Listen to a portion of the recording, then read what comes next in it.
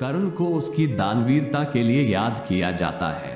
महाभारत में अर्जुन को धनुर्विद्या में कोई टक्कर दे सकता था तो वह कर्ण ही था। कर्ण पांडवों में सबसे बड़ा था, लेकिन उसने कुरुक्षेत्र में पांडवों के विरुद्ध युद्ध किया। महर्षि दुर्वासा ने कुंती की सेवा से प्रसन्न होकर उसे वरदान दिया कि वे जिस देवता का आवाहन करेगी उससे उसे एक वीर पुत्र की प्राप्ति होगी।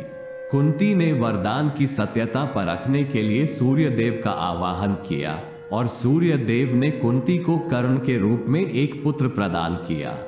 एक अविवाहित कन्या के पुत्र को समाज स्वीकार नहीं करता। इस अपमान से बचने के लिए कुंती ने अपने पुत्र कर्ण को जल में प्रवाहित कर दिया। कर्ण बहते हुए दूर निकल आया तो हस्तिनापुर के सारथी ने उसे देखा। संतानहीन होने की वजह से उसने कर्ण को पोषण किया। कर्ण जब युवा हुआ तो उसके पिता ने शस्त्रों में उसकी रुचि देखते हुए उसे शस्त्र विद्या में निपुण बनाने का संकल्प लिया। कर्ण को लेकर सबसे पहले उसके पिता द्रोणाचार्य के पास गए।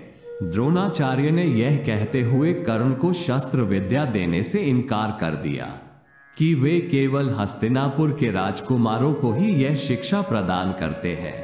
कर्ण ने इसके बाद परशुराम जी से शस्त्र विद्या ग्रहण की। उसने परशुराम जी को स्वयं को ब्राह्मण पुत्र बताया।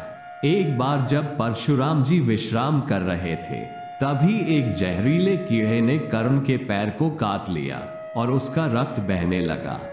लेकिन गुरु की नींद न खुल जाए इसलिए कर्ण ने कोई आवाज नहीं की। जब गुरु की नींद खुली तो वे क्रोधित हो गए क्योंकि वे जान गए थे कि कर्ण एक क्षत्रिय है और भीष्म से युद्ध में हारने के बाद उन्होंने प्रण लिया था कि वे किसी क्षत्रिय को शस्त्र विद्या नहीं देंगे। परशुराम जी ने कर्ण को श्राप दिया कि उसने झूठ बोलकर विद्या अर्जित की है, इसलिए जब उसे इसकी सबसे अधिक आवश्यकता होगी तब वह इसे भूल जाएगा। दुर्योधन ने उसकी वीरता को देखकर उसे अन्य राज्य का राजा बना दिया। इस वजह से वह दुर्योधन का ऋणी हो गया। महाभारत के युद्ध से पहले अपने पुत्र अर्जुन को अजेय बनाने के लिए इंद्र ने साधु का वेश धरकर कर्ण से उसके कवच और कुंडल मांग लिए, जिसे कोई शस्त्र नहीं दे सकता था। सूर्यदेव ने इंद्र की इस चाल के बारे में कर्ण को पहले ही बता दिया, लेकिन दानवीर होने की वजह से वह किसी मांगने वाले को खाली हाथ लौटा नहीं सकता था। इसलिए इंद्र को उसने सहर्ष कवच और कुंडल दे दिए। इंद्र ने उससे प्रसन्न होकर अपना अमोघ अस्त्र उसे सौंप दिया, जिसे वह केवल एक बार इस्तेमाल कर सकता था। इसी अस्त्र से उसने भीम के महाबली पुत्र घटोत्कच का वध किया।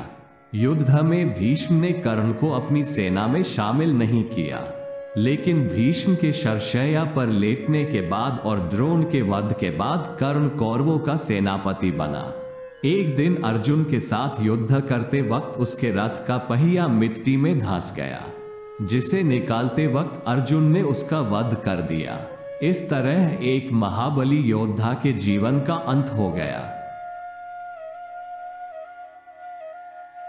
अगर आपको हमारा यह वीडियो पसंद आया हो तो इस वीडियो को लाइक और शेयर करें और ऐसे ही धार्मिक वीडियो के लिए हमारी चैनल को जरूर सब्सक्राइब करें। धन्यवाद।